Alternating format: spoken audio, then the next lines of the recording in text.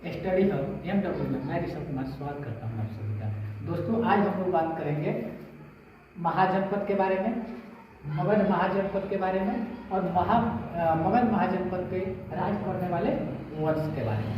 तो आइए शुरू करते हैं। सबसे पहले अंग महाजनपद का राजधानी चंपा। अवंती को दो भागों में बांटा गया था, उत्तरी अवंती और दक्षिणी अवंती।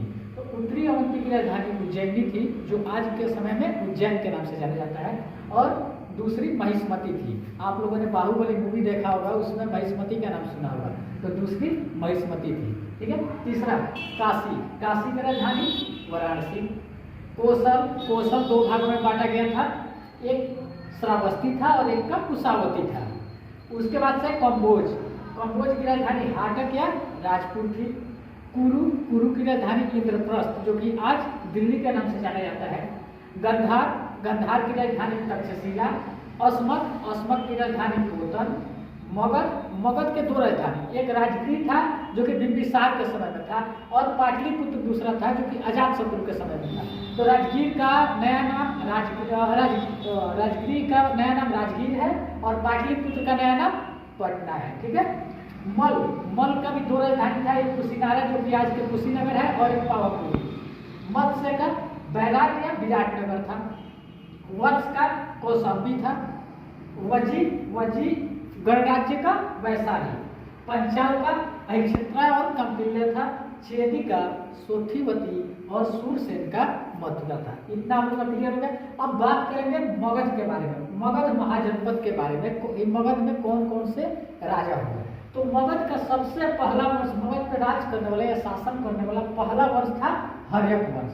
ठीक है, हर्यक वंश। और हर्यक वंश का जो संस्थापक था बिंबिसार था। हर्यक वंश का संस्थापक कौन था? बिंबिसार था। बिंबिसार 544 ईसा पूर्व से लेकर 492 ईसा पूर्व तक राजा रहा। ठीक है। और इसने अपने साम्राज्य को विस्तार करने के लिए बिंबिसार प्रसेनजीत, जो कि कौशल के राजा थे, उनकी एक बहन थी जिनका नाम महाकोशला था, उनसे शादी किया। तो इसको कौशल और काशी दोनों मिल गए, क्योंकि प्रसेनजीत बिंबिसार को काशी दहेज के रूप में दे दिया था। ठीक है। ऐसे ही वज्जी संघ में एक गण था लिच्छवी की राजकुमारी की चेलना से भी बिंबिसार शादी किया था। इतना क्लियर हो गया।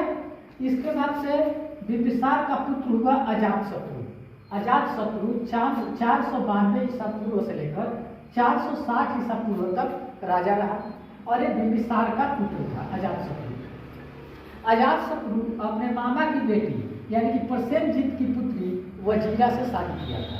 ठीक है। अजातशत्रु के बाद उसका पुत्र उदयन राजा हुआ, जो कि 460 से 444 ईसा पूर्व तक राज किया।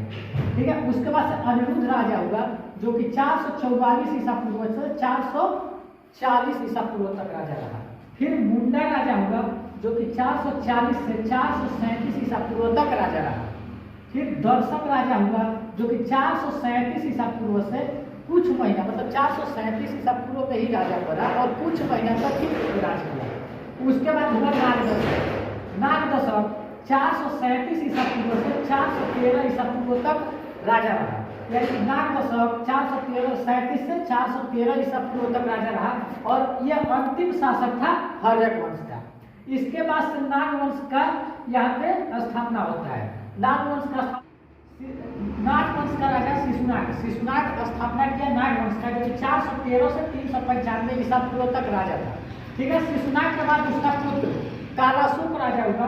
कालाशोक 395 से 377 ईसा पूर्व तक राजा रहा मगध का। ठीक है। कालाशोक के बाद से क्षेमधर्मन राजा हुआ, जो कि 377 से 365 ईसा पूर्व तक राजा रहा। क्षेमधर्मन का पुत्र क्षत्रौजस हुआ, जो कि 365 ईसा पूर्व से 355 ईसा पूर्व तक राजा रहा।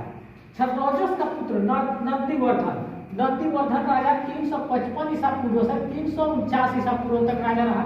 नंदीवर्धन का जो पुत्र था महानंदी था। महानंदी 349 बीसी से 345 बीसी तक राजा रहा। ठीक है। महानंदी का ही एक पुत्र था महापद्मनंद, जो कि मतलब नजायज पुत्र था महापद्मनंद। ठीक है। तो महानंदी के जगह पे वहां के राजगद्दी पे कब्जा कर लिया और नंद वंश का स्थापना किया। ठीक है, तो नंद वंश का संस्थापक कौन था? महापद्म नंद था।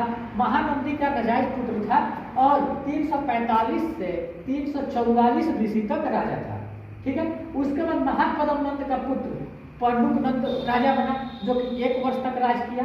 फिर महापद्म नंद का ही पुत्र पंडुगति नंद हुए, वो भी 1 वर्ष तक किए। भूतपाल नंद, ये भी महापद्म नंद के ही पुत्र थे, 1 वर्ष तक शासन किए। फिर राष्ट्रपाल नंद हुए, गोविसारक नंद हुए, 10 सिद्धक नंद हुए, कैवर्त नंद हुए और धनानंद, ये सभी पुत्र थे महापद्म नंद के। तो धनानंद 322 ईसा पूर्व में धनानंद को मार दिया गया, किसके द्वारा?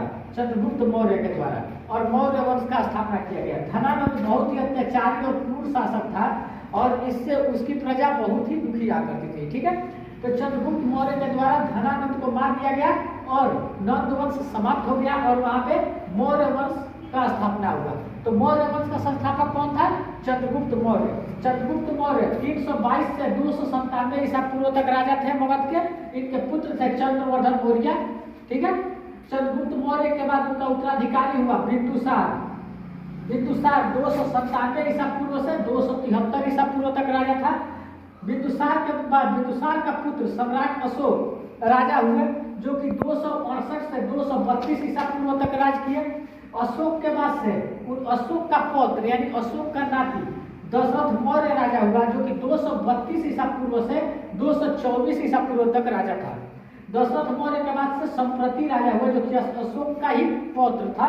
तो ये 224 ईसा पूर्व से 215 ईसा पूर्व तक राज किया।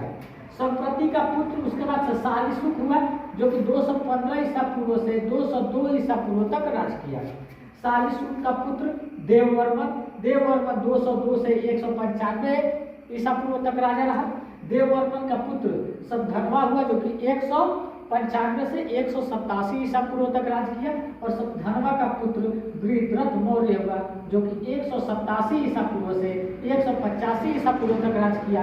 और मौर्य वंश का अंतिम शासक कौन था? वृत्रथ मौर्य था और चंद्रगुप्त मौर्य इसके संस्थापक थे। ठीक है, अगर आप सभी को वीडियो अच्छी लगी हो तो वीडियो को लाइक करिए, शेयर करिए और चैनल को सब्सक्राइब करिए। कल मिलते हैं दूसरे वीडियो मौर्य वंश के बारे में पढ़ेंगे कल के वीडियो में, तो वीडियो को शेयर करिए ज़्यादा से ज़्यादा। धन्यवाद।